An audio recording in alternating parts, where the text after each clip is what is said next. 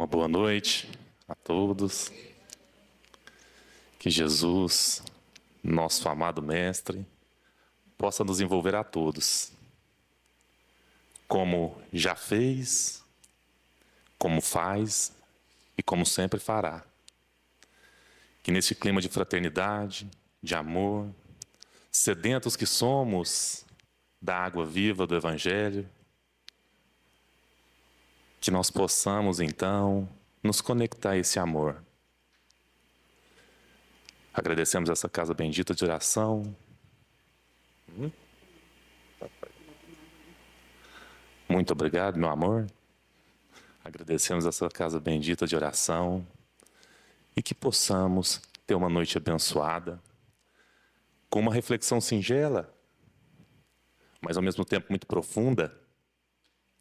Então é sobre as bênçãos dos nossos mentores espirituais, sob o auxílio da luz maior, que iniciamos essa noite de bênçãos de hoje.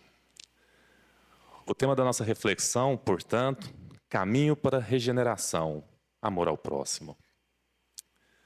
Como eu gosto muito de fazer alusões com histórias, eu gostaria de iniciar a reflexão de hoje com uma história que Humberto de Campos nos traz pelas mãos abençoadas de Chico Xavier, no livro Estante da Vida, capítulo 7. Essa história tem muito a ver com isso. E serve para todos nós também, se pudermos nos identificar com um ou outro personagem dessa história.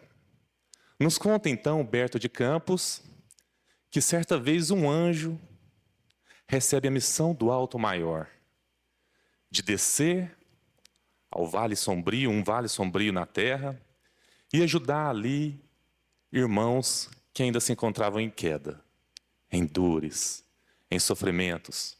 Irmãos que ainda se encontravam na luta cotidiana da vida, mas que não conseguiam se levantar. O anjo, tocado de profundo amor e com esse pedido do alto, sem demora desce, vem. Vem e começa a buscar as pessoas que ele acreditava serem mais aptas ao serviço. Então nos conta Humberto de Campos que ele vai no virtuoso, uma pessoa que já tinha muitas virtudes. E ele inspira essa pessoa, inspira um sábio, um prudente, um orador, um filósofo e muitas pessoas virtuosas, mas ainda sem êxito. Não logrou êxito. Mas como o pedido vinha do Pai, porque é da lei, nenhuma ovelha vai ficar para trás, nenhuma ovelha vai se rastejar nas lamas da ignorância, das imperfeições e do erro eternamente. A cada uma delas, de algum modo, Deus há de encontrar. Então esse anjo se decide materializar. E ele fala, se não foi na inspiração, nós vamos na matéria, nós vamos falar. Então ele vai lá e bate a porta desse virtuoso. Explica, lhe fala desse convite, da ajuda. E o virtuoso fala, não posso manchar meu nome no meio dessas pessoas de tão má vida. Não posso. Então, o anjo já materializado vai até o sábio e começa a lhe falar dessa necessidade de amparo e de amor, desse amor ao próximo. E o sábio, cogitando sobre todos os arquétipos da vida, diz ao anjo, bem o sabes que cada um está à colheita de sua própria sementeira. Então o anjo, vendo que ele não tinha condição, vai ao prudente. Ao que o prudente faz o mesmo convite, ao que o prudente responde, minha posição não me permite. O que diriam as pessoas no meio social, na sociedade, me ver a tal ponto? Como eles iriam entender, até explicar que seria apenas por caridade? Não posso. Então ele vai ao filantropo, eram 7 pessoas que o anjo havia elencado. 7 potenciais de luz, de ajuda. Então ele vai ao filantropo. E o filantropo fala, posso doar o dinheiro. Com certeza. Mas ir até lá, de modo algum faria isso. Tem outras preocupações. Então ele vai no pregador. E o pregador disse: não estou ocupado por hora com outra tarefa que me compete, me toma o tempo e o espaço, não posso fazer isso. Até queria, mas não posso. E ele vai no filósofo. Certo de que agora o filósofo, que é aquele que se dedica a pensar nos porquês da vida, na sua origem, na sua destinação, que se propõe a pensar de maneira profunda, competente, sobre os porquês das dores humanas, ele bate a porta do filósofo e fala: agora eu vou encontrar êxito. E o filósofo responde: nunca desceria a tal infantilidade. Estou eu às buscas das verdades eternas, do que é essência. E por fim ele vai então no pesquisador da verdade, nos diz Humberto de Campos. Ao que ele fala: procura apenas as verdades celestes. Não posso desviar o meu tempo com isso.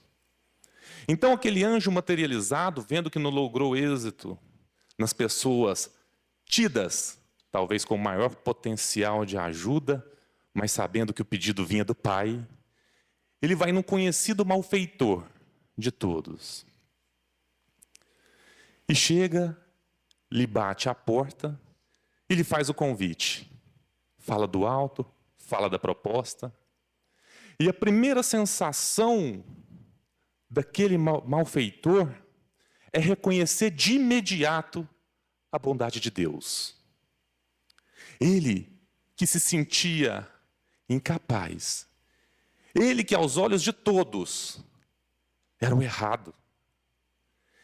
Ele olhava para aquele anjo materializado e fala: como Deus, em sua finita misericórdia, consegue me tirar da condenação que eu mesmo me pus e me levar para uma renovação pela proposta do serviço. E nesse momento ele aceita o convite. E então o céu se alegra.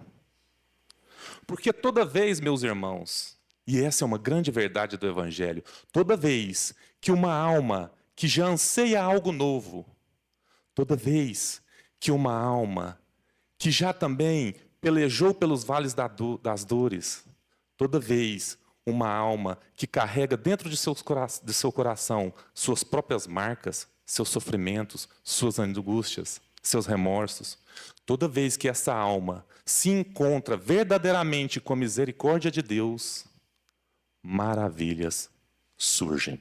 Maravilhas surgem. Grandes transformações, diria mais, grandes transformações na humanidade, Aline, surgem quando almas que anseiam por algo maior têm contato com o verdadeiro amor, com a misericórdia de Jesus. E aí a gente pode dar 2 exemplos, e sobre esses 2 exemplos a gente pode citar para frente aspectos deles. Não foi assim com Maria de Madalena, Maria de Magdala? Não foi assim com o nosso querido apóstolo Paulo? 2 personagens que vai nos dizer Emmanuel no livro Caminho, Verdade e Vida, capítulo 92, são dos maiores exemplos de regeneração que temos notícia no Evangelho. Emmanuel chega ainda a alçar Maria de Madalena, Maria de Magdala, como o maior exemplo de regeneração moral, que temos a oportunidade de existir em uma só vida. Ela foi ressurreta em vida. Então, tomando ela como ponto, existe uma passagem no Evangelho de Lucas, interessante que ela só está em Lucas. Os outros evangelistas não relatam isso.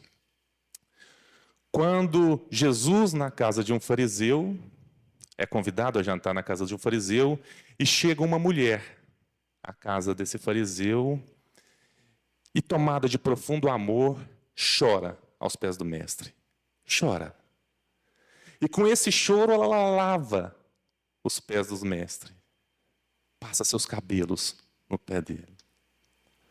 Pelas mãos abençoadas do nosso querido Chico Xavier, através da psicografia do livro Boa Nova, de Humberto de Campos, vimos a saber que tal mulher, que Lucas conta no seu capítulo 7, tratava-se de Maria. Maria de Magdala. E aí o fariseu, vendo aquilo, e ele já conhecia o passado, o pretérito de Maria de Magdala, o fariseu olha para Jesus e não entende. Fala, mas essa mulher aqui, e o Senhor... E ela pede perdão por alguns momentos, algumas coisas que haviam acontecido no seu passado, que seu coração tanto sentia. E Jesus fala, filha, já te foi perdoado. A salvação já te foi dada. E o fariseu entra em choque. Vale a pena a gente ler lá depois. E ele entra em choque, mas eu quero chegar numa frase que eu, às vezes, lia, mas não tinha um alcance espiritual para entender. E ele conversando com o fariseu pergunta sobre aquela situação, sobre esse poder de perdoar as pessoas. E Jesus conta uma história de duas pessoas que devem a um senhor uma quantidade e o senhor perdoa a dívida. Um deve uma quantidade, o outro deve uma quantidade muito alta. E ele fala, quem amará mais o Senhor? E o fariseu, aquele que deve muito, que foi perdoado. E Jesus fala, pois bem, a quem muito se perdoa, muito se ama. A quem muito se perdoa, muito se ama. Porque aquele que se sente tão pequeno, aquele que olha para dentro de si e vê tanta chaga, tanta dor, tanto sofrimento, tanta coisa ainda por alcançar, em questões de virtudes ascender no alto. Aquele ser, quando encontra o verdadeiro amor de Jesus na sua vida, na sua jornada, ele não consegue fazer outra coisa senão amar. Senão amar. E amar muito. Paulo, que é o outro personagem que Emmanuel nos conta dessa transformação, chega a contar em sua segunda epístola aos Coríntios, sua segunda carta aos Coríntios, no capítulo 15, chega a nos dizer, versículo 14, chega a nos dizer, o amor do Cristo constrange. Constrange porque aquele que não se sente digno de amor, muitas vezes, quando entra em contato com o amor do Cristo, percebe que nunca teve amor maior. E aí já não pode ele mais percorrer os mesmos caminhos. Já não pode ele mais lidar com a ilusão da arrogância, da prepotência. Já não pode. Quando ele se sente verdadeiramente amado, ele já sente a necessidade de também amar. E aí a gente entende a profundidade de quando Jesus disse, eu vim para os que sofrem, eu vim para os pequenos. Porque a esses pequenos, nós outros, que por séculos temos caídos, há muita necessidade de perdão. Mas como Jesus disse, a quem muito se perdoa, muito ama. Ele sabe que no coração de cada um o amor fará morada. E em fazendo morada, regenerará cada ser. E um exemplo prático desse amor, que constrange, Paulo fala isso depois da sua estada, depois de ter um contato maior com Jesus, se dá logo no primeiro contato com o Evangelho do Cristo. Porque Paulo, à época, Saulo ainda, profundo conhecedor da lei mosaica, doutor do Sinédrio, conhecedor, portanto, de todas as leis, além da mosaica romana e grega, ele que havia apedrejado, mandado apedrejar até a morte Estevão, que estava já cumprindo a missão de levar o Evangelho. Estevão, quando está às portas de seu desencarne, vira para sua irmã, a noiva de Saulo, de Tarso, e fala assim, minha irmã, case-se com esse homem. Ele é um bom homem, porque serviu a lei mosaica até o fim. Sendo assim, imagine o que não fará quando o amor do Cristo o tocar. Saulo, que esperava, no mínimo, a raiva, o ódio, porque ele estava sendo assassinando Estevão ali, não entende que amor é esse. E talvez pela primeira vez ele se sentisse constrangido pelo amor de Jesus. Por isso, mais tarde, ele traria. O amor do Cristo nos constrange. Mas esse foi o primeiro contato. Mas saibamos nós que Saulo tinha um coração ainda ressequido, duro. E sabemos também que Deus usa o tempo, nunca violência. O amor vai gotejando, o amor vai encontrando veredas. Porque não tenhamos dúvidas, o amor do Cristo, simbolizado pelo Cristo, mas o amor de Deus, nos ofertado pelo Cristo, encontra caminhos onde a gente sequer vê fresta de passagem. Então aquele coração endurecido que ainda ia à busca dos cristãos, por exterminá-los, cumprindo o que ele acreditava ser certo na lei mosaica, mas já constrangido, como um cristão pode fazer isso comigo, que estou condenando à morte, tem o segundo encontro com esse amor. Agora com o próprio Cristo. Com o próprio Cristo. E encontrando o Cristo,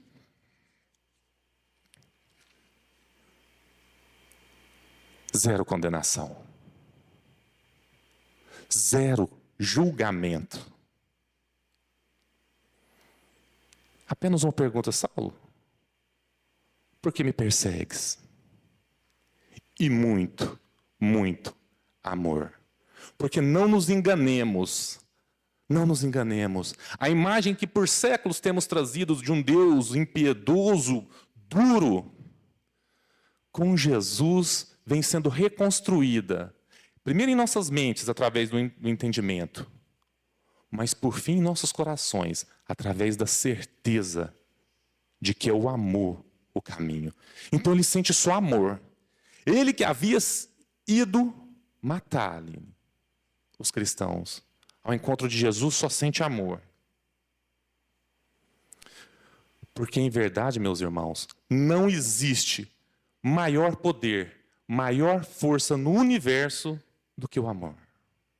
É certo que existem aqueles corações duros, aqueles corações ressequidos, aqueles corações que ainda não reconhecem as suas fraquezas e têm dificuldades, às vezes, de dimensionar suas próprias imperfeições, seu próprio quinhão de dores, de egoísmo.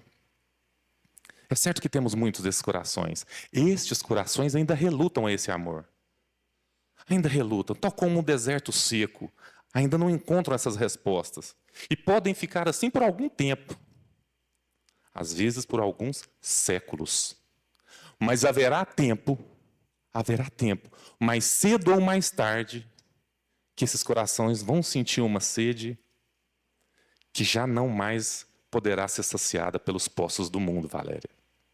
Chegará um tempo que o poço da fortuna, que o poço do poder, que o poço da beleza, que esses poços da vaidade não vão preencher um vazio que a gente traz aqui. E quando chegar esse tempo, nós entenderemos que a água viva do amor saciará nossos corações. E aí tenhamos a certeza, meus irmãos, isso é certeza, que grandes transformações ocorrerão. Cada um a seu turno, como dissemos. Deus não usa a violência, Deus usa o tempo, cada um a seu tempo. Por isso, essa doutrina espírita maravilhosamente vem colocar uma pecinha na equação da vida. Márcio, reencarnação. Porque se a gente continuar com o coração ressequido 1, 2, 3, 4 vidas, não tem importância. Deus nos dará 10, 100, 1000, milhares, milhões. Em algum momento, a nossa sede abrirá espaço para que essa água viva do amor nos purifique. E já que estamos usando como alusão duas personagens, Madalena, Maria Madalena e Paulo, não foi assim então com Madalena? E voltando agora já para o citado livro Boa Nova, Psicografia de Chico Xavier por Humberto de Campos, no capítulo 20, Humberto de Campos nos traz o chamado de Madalena. E é uma boa figura para entendermos quando essa água do amor entra em nosso coração. Madalena, à época nos conta Humberto de Campos, Maria de Madalena, levava uma vida de prazeres sensoriais. A sua beleza estonteante conseguia conferir a ela os mais altos postos de prestígio ante os patrícios romanos, entre o povo de sua raça também. Joias, pérolas, presentes, facilidades. Tudo que uma mulher daquela época não tinha, ela conseguia. Mas alguma coisa em seu coração ansiava por mais. E ao ouvir a palavra do Mestre, ou seja, ao ouvir o amor, porque em verdade Jesus é o amor, de seu coração, de sua boca, de seus olhos, do seu ouvido, só saía amor. Então, quando Maria de Madalena tem contato com essa boa nova, com o amor de Jesus, ela se sente compelida, tem água a mais. Essas joias já não me satisfazem mais. Esses elogios que só eu tenho, tantas pessoas aos meus pés, já não preenche meu coração. Já não preenche. E ela vai ouvindo a palavra do Mestre e como que descortinando uma nova vida à sua frente. Ao que ela fala, meu Deus, eu tenho que ir conversar com ele. Que reino é esse? Que mundo é esse que eu não preciso de elogios exteriores, de presente, de facilidades? Que mundo é esse de que ele fala? Que pai é esse? Então ela pega o barco e vai a Cafarnaum, a casa de Simão, Simão Pedro, onde Jesus estava. E em lá chegando muitas pessoas com Jesus, e ela em certo momento, nos conta Humberto de Campos, e o tempo passa, nossa senhora, que relógio, quando for minha vez, tem que tirar ele dali. E em determinado momento ela tem a oportunidade de chegar em Jesus. E ela fala, mestre, tenho ouvido as tuas palavras, e algo em meu coração muda. Queria eu, Pai, ser das tuas ovelhas. Queria eu. Mas será que o Pai aceitaria uma pessoa com as minhas imperfeições? Com as minhas chagas? Com as minhas quedas? E Jesus, com aquele olhar indescritível do amor, olhar esse que cada um de nós vai ver. Não nos enganemos, meu amor. Meu amor. Não nos enganemos, meus amigos, amores do coração. Chegará um dia que cada um de nós, como diz Paulo, hoje vejo por frestas, mas chegará um dia que veremos face a face. Chegará um dia que cada um de nós contemplará aquele olhar luminoso do Mestre Jesus e ver o que Maria de Madalena pôde ver aquela noite. Então, Jesus explica sobre o reino para Madalena e fala, Madalena, acaso acreditais que algum filho de nosso pai está condenado perpetuamente?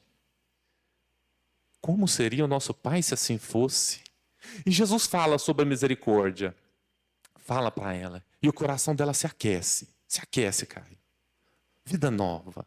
Como uma água que traz vida. Ela vai sentindo saciedade de uma sede que ela buscava em todos os poços e não achava. E depois de explanada toda essa preleção de Jesus, ele fala assim, minha filha, acaso já viste alguma vez a primavera dar flores sobre uma casa em ruínas? O que Jesus estava falando ali? Ruínas a representar nossas quedas morais, nossos erros. Jesus estava falando, Madalena, minha filha, não importa o que você fez, não importa o que você sentiu, não importa seu passado. Flores nascerão. Sobre cada ruína, suas flores exalarão perfumes, minha filha. Basta, siga hoje o Evangelho. E Jesus continua, mas não esqueceis que esse caminho do Evangelho é um caminho estreito. A porta é estreita. Muitas vezes é preciso imolar-se, ou seja, sacrificar-se. Muitas vezes. Mas que indefinível doçura e amores e flores nascerão no porvir. E ela volta sobre os olhares do mundo, que são as pessoas que lá estavam, de julgamento, de culpa, de não entendimento, mas ela volta com uma certeza no coração. E aí a gente teve o exemplo. Vimos ali um coração que ansiava algo novo. Não um coração perfeito. Pelo contrário, um coração muito de veras caído. Mas que teve um encontro com a misericórdia de Deus. vimos isso. Um coração que ante os seus erros, ao encontrar com misericórdia divina, encontra possibilidade de amor, de verdadeiro amor. E com isso, de reconstrução. Ou seja, regeneração de si mesma. E depois, para os outros, trabalhando. Então, isso é tão bacana. Eu queria fazer um parênteses. Quarta-feira passada, a gente estudando, Felipe, você estava presente, o livro O Consolador, questão 229. E aí, pergunta-se, como entender o trabalho de purificação nos ambientes do mundo? Como entender esse trabalho de purificação nos ambientes do mundo? Emmanuel responde. Interessante demais a resposta, a gente até comentou sobre ela. A resposta é grande. Aí eu marquei a primeira linha aqui, que foi para nós objeto de muita reflexão. Emmanuel responde, a purificação na terra ainda é qual lírio-alvo, nascendo do lodo das amarguras e das paixões. E ele discorre. Mas, sobretudo, é muito bela essa passagem, porque o Emmanuel aqui está a falar-nos da flor sobre o lodo, sobre a ruína. Você estava também, não estava, Claudinei? Lembra? Emmanuel está aqui a falar, exatamente como Jesus disse a Madalena.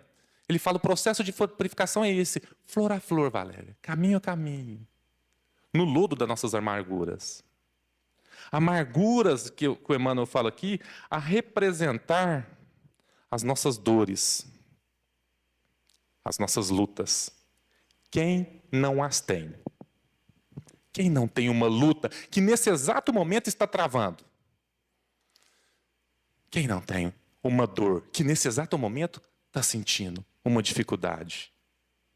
Mas então, irmã Sheila nos diz uma frase, também atribuída a Batuíra, tem uma frase muito semelhante, eu já tive a oportunidade de dizê-la aqui, mas ela me chama muito a atenção porque a Sheila nos diz assim, a luta, meus irmãos, é o pão do Espírito. O sofrimento é o pão do Espírito, é o alimento do Espírito. Se a gente for olhar essa frase da irmã Sheila com olhos da carne, nós vamos falar, ela está louca. Quando que a dor é o alimento de um espírito? Mas à luz dessa doutrina, André, à luz do Espiritismo, a gente pode começar a entender que, às vezes, a luta de uma dificuldade financeira, de um revés financeiro, pode nos enriquecer muito mais do que anos de fortuna na nossa mão. Não é, Robson? Lembrei da Mega Sena. Você jogou e não registrou. Mas à luz do Espírito, talvez você esteja muito mais rico hoje do que estaria naquela época. Porque talvez sem o conhecimento espiritual e sem o amor ainda no seu coração, esse dinheiro seria fonte de quedas morais terríveis. Às vezes a luta de um momento de solidão nos impele a um conhecimento íntimo que às vezes em uma vida a gente não tem. Quantas pessoas, às vezes, nesse momento de solidão, têm a oportunidade de olhar para si e corrigir o que não está certo, e se reconstruir e trabalhar a sua própria regeneração. Talvez essa dor da solidão traga muito mais benefícios que anos de uma convivência mal aproveitada. Nesse sentido, então, a luta pode ser um pão para os espíritos. Possamos também entender que a luta de uma enfermidade, às vezes, pode curar sentimentos muito recalcitrados dentro de nós. E aí eu dou um exemplo. Quantas pessoas correndo atrás do que vai perecer no mundo, ao contato com a dor, fala, não é por aqui. A dor abre os olhos e fala, existe algo maior. Existe mais. E às vezes, ao contato com essa dor, adentra pela primeira vez numa casa espírita, ou num templo religioso, e passa a frequentar uma casa de oração. Bendita enfermidade, então, que nos trouxe para o caminho reto, para os caminhos do Senhor. Bendito pão dessa enfermidade, então, que aos nossos olhos do mundo parece loucura, mas que na pedagogia de Deus fortalece o nosso espírito. Existia uma frase de um poeta, e agora eu não lembro desse poeta, mas ele diz assim, comentava com a Aline esses dias, contando para a Eva ontem, né? Falando assim, ó, pedras no meu caminho, guardo todas. Um dia construirei meu castelo. Mas como estamos numa casa espírita, interpretemos então a luz espiritual. Quer dizer que eu vou gravar cada pedra, cada calúnia que me fizeram, eu vou segurar, eu vou guardar todas para construir meu castelo? Não. A luz do Espírito é, cada pedra que já foi atingida até a mim, eu com o Cristo consegui crescer mais, aprender mais. Então, sobre cada dor, sobre cada dificuldade, mais forte eu fiquei em Cristo. E então construirei o castelo que sou. Que já não mais depende dos olhos do mundo para aceitação, para entendimento, para validação. Que já sabe que é um ser profundamente amado. É nesse sentido. Mas para isso, meus irmãos, nós temos que ter olhos de ver. Olhos de ver, e de uma maneira simples, a gente pode... Tem outra frase também no Adágio Popular, fazer uma correlação para exemplificar isso. Dizem que a vida tem as cores da lente que a gente usa. Verdade. Se a gente colocar um óculos escuro, vamos ver tudo mais escuro. Principalmente à noite, tudo obscurecido. Se a gente coloca uma lente verde no óculos, Aline, tudo esverdeado. Tudo. Qual a lente que a gente tem colocado nos olhos do nosso espírito? Se a gente colocar a lente do ódio, da raiva, do rancor, não veremos outra coisa, Simone, senão rancor, senão ódio, senão erro, injustiça. Busquemos então nós outros tirar essa lente. No lugar do olho da vingança, da lente da vingança, a gente colocar a lente do perdão. E ali não mais olhar um adversário, mas um irmão que haverá de encontrar seu caminho. Coloquemos, então, o óculos da fraternidade, que nos fará entender que todos nós somos irmãos, filhos do mesmo Pai Criador. E então, nova disposição para mudança surgirá no coração de cada um. Coloquemos, por fim, Felipe, as lentes do amor. E então o processo de regeneração acontecerá dentro de nós. Porque ao invés do olho julgador, em vez do olho que condena, da lente preconceituosa, do julgamento que fere, olharemos com o olho do amor, que soergue, que levanta, que coopera, que trabalha junto, que regenera corações. E nesse sentido, trabalhando em si com olhos de ver no amor, o próprio amor que é o Evangelho dentro de nós, a gente vai entendendo então a palavra do Cristo. Felizes os aflitos, com as nossas dores, felizes, porque nós seremos consolados. A partir do momento em que entendemos que essas dores hão de nos alimentar, e sairemos certamente mais fortes, mais luminosos, mais radiantes, depois dessas dores. Por isso, então, o que parecia duro, felizes os aflitos, se torna lindo. Lindo. Porque nos fortalecerá. E talvez por isso, Kardec tenha nos legado, para essa doutrina, um fundamento sólido, um lema que nos norteia.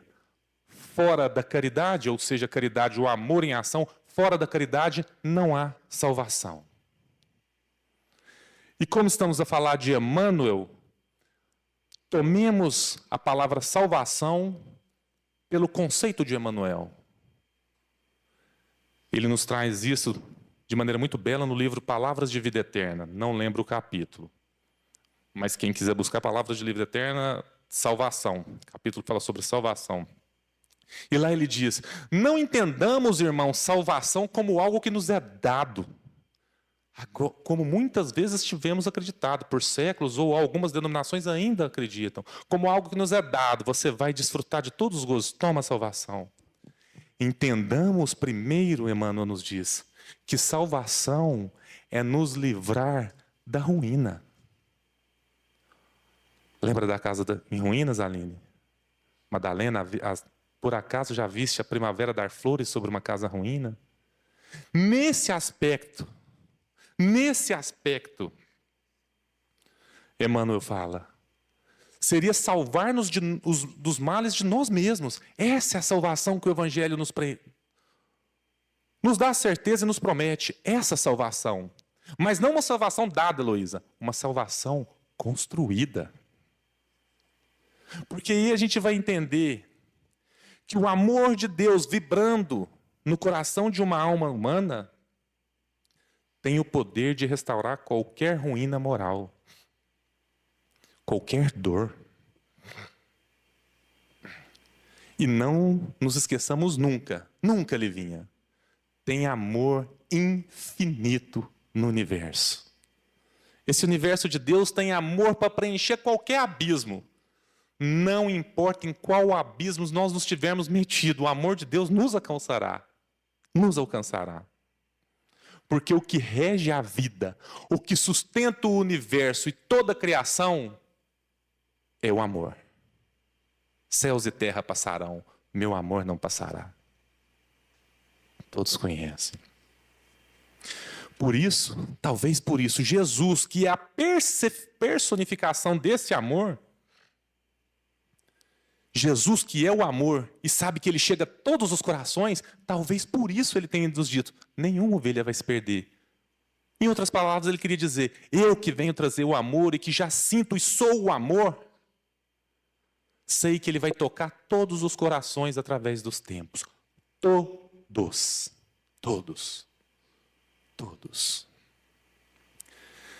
Tanto é assim que Jesus era o amor. Quem não sabe ainda o caso da mulher hemorroísa, mulher que sofria de sangramento muito tempo, vários anos. Então ela sabe que Jesus está passando na aldeia que ela se encontrava, e ela fala, gente, eu só preciso tocar. Não preciso falar nada, não preciso que ele me veja. As pessoas já me julgam, só preciso tocar. E ela toca, e Jesus fala, para de mim, saiu virtude. Alguém me tocou. Primeiro Jesus fala, para, alguém me tocou. E Pedro, daquele jeito, né? Senhor, alguém te tocou? Olha essa multidão. E ele fala, alguém me tocou porque de mim saiu virtude. Em outras palavras, Simone, alguém me tocou porque saiu amor de mim. Poderia ser outra coisa? Isso que ele veio. Naquele momento, aquela mulher estava sendo reconstruída. Em amando Jesus como amou a todos nós, regeneração se operava dentro daquela mulher. E esse, então, é nosso lema. Fora da caridade não há salvação. Ou seja, caminho para regenerar, para se salvar, porque salvação, então, é nos livrar de nossas ruínas. Caminho para regenerar, amar. Amar. Voltemos agora à nossa história. Robson. Meu Deus do céu. Meus irmãos, se demorar um pouquinho, eu quero contar com a paciência de cada um, sem julgamento, né, Gabi? Eu falei no começo, certo? O passe vai chegar, os médios já estão tudo conectados. Mas voltemos à nossa história, então. Daquele anjo que fala com o malfeitor. E o malfeitor escolhe o trabalho, lembra? O malfeitor fala, eu vou a esse trabalho. Lembra, Felipe? Aquela história no começo. Que o anjo procura o sábio, todo mundo. E aí nos conta Humberto de Campos que esse malfeitor, então, trabalha com 40 anos, Aline. 40 anos de serviço. 40 anos. E nesses 40 anos ele tem contato com toda forma de dor humana. Com todo o sofrimento. Com toda a penúria. E em contato com esse sofrimento, algo em seu coração foi mudando. Algo em seu coração foi sendo quebrantado. Fibras mais íntimas começavam a se mover, porque ele teve contato com tamanha dor, que ele falava, meu Deus, como um ser humano suporta isso? E aí ele começava a sentir um pouquinho, Valéria, de compaixão, logo no começo do trabalho. E aí nos diz Allan Kardec, no Evangelho segundo o Espiritismo, uma frase linda, ele diz assim, a piedade, a compaixão é irmã da caridade. Ela é irmã. Porque quando a gente passa a sentir um pouquinho de compaixão, nasce a vontade da ação. E foi o que aconteceu com esse malfeitor. E em 40 anos, sentindo mais compaixão e olhando aquelas dores, eu falava, meu Deus, não é possível alguém suportar isso. E ele, então, precisa ajudar um pouco. E seu coração ia sendo irrigado por aquele amor. Aquele deserto ia sendo preenchido. E aí nascia uma florzinha de compaixão. Uma florzinha de trabalho. Como o lírio-alvo no lama dos erros. Como o lírio-alvo no lama dos erros. E Humberto de Campos nos conta que ele vai adquirindo pouco a pouco as competências de cada um daqueles seres que não aceitaram o convite. Eram 7. O filósofo virtuoso, o prudente, o sábio, o pregador. Qual outro? E Filipão, qual outro? Deixa eu ver. O filósofo pesquisador da verdade. Ele vai adquirindo cada passo. Porque entendendo a dor humana, ele fala, eu preciso estudar um pouco mais para ajudá-lo nesse aspecto. Ele adquire mais sabedoria. Entendendo sobre as dissertações de erro de muitas pessoas, ele passa a filosofar melhor sobre o entendimento da vida, adquire um pouco mais de conhecimento do filósofo. Sentindo o poder do amor, começa a nascer virtudes que ele não sentia e não tinha no seu coração. Qualidades do virtuoso. E então, vou ter que correr mesmo. Já partindo para o final. Não, mas isso eu preciso fazer só esse parênteses. Ele, entendendo todas essas enfermidades, todos esses pontos, ele vai tentando levar o bálsamo, o amor, para curar essas feridas. E aí eu faço um parênteses, porque eu acho isso importante, porque em verdade, meus irmãos, nossas imperfeições são tais quais feridas na nossa alma, no nosso perispírito. A própria irmã Sheila, que nós já citamos aqui no livro Passos da Vida, ela fala, cada imperfeição é como um ponto morto, é como cada imperfeição moral da pessoa é como um ponto morto. É como uma ferida na alma.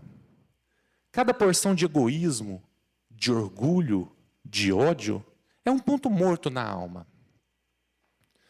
Mas lembremos o Mestre, que disse, também a Maria de Madalena, quando ela foi ter com ele, fala assim, vai minha filha, e isso está no final do capítulo 20, porque o amor cobrirá a multidão de pecados. Vá. Então lembremos essa fala do Mestre, e se a gente pensar que cada erro nosso, cada imperfeição, cada dor que trazemos aqui é um pequeno ponto morto, uma chaga, uma ferida aberta, lembremos que o amor é o bálsamo que vai curando isso. Lembremos que amar, então, curará essas feridas. Porque o Mestre disse, o amor cobre a multidão de pecados. É nesse sentido. Porque aquilo que eu tinha de egoísmo, ao ir em contato com a dor do outro, eu já falo, meu Deus do céu, eu já não preciso de tanto, olha ele. Uma ferida que já vai sendo curada pela ação do amar. Uma regeneração, Felipe, que já vai se operando pelo processo de amar.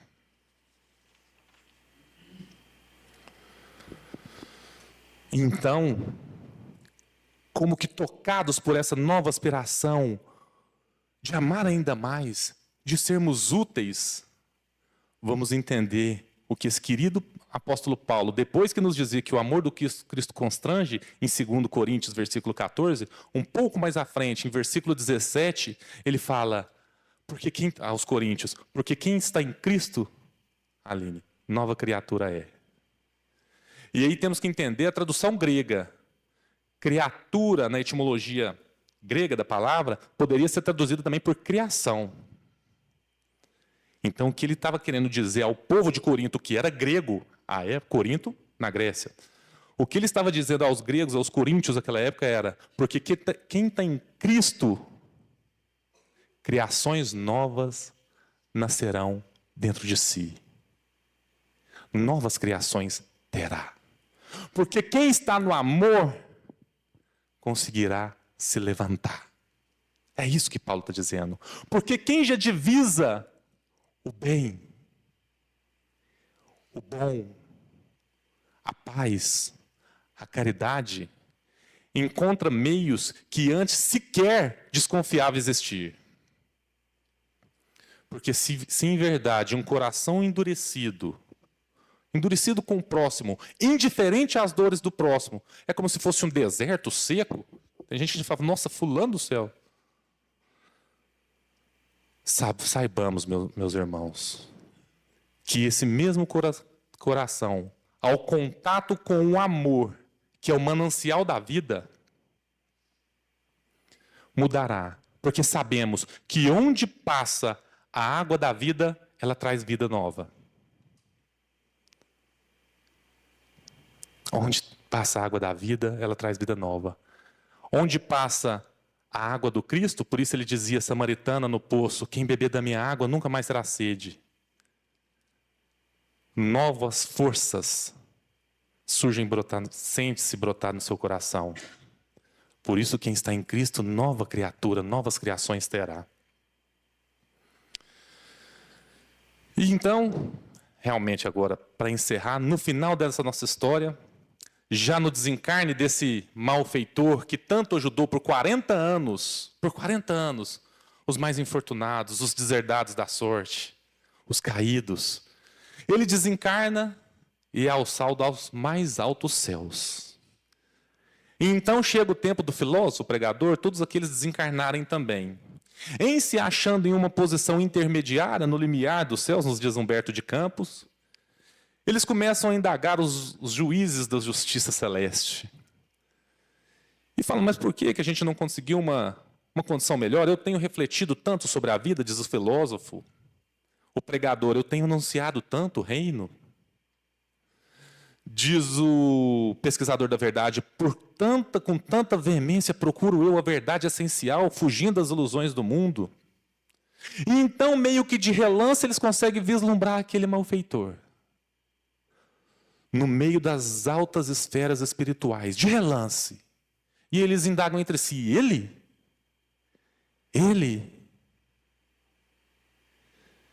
E aí, tomados de muito espanto, debatendo entre si, eis que um toma a palavra e pergunta a um esses ministros da justiça celeste lá, mas Senhor, o que aquele homem, nós conhecemos a sua vida pretérita, o que aquele homem fez para estar tão luminoso como está ali?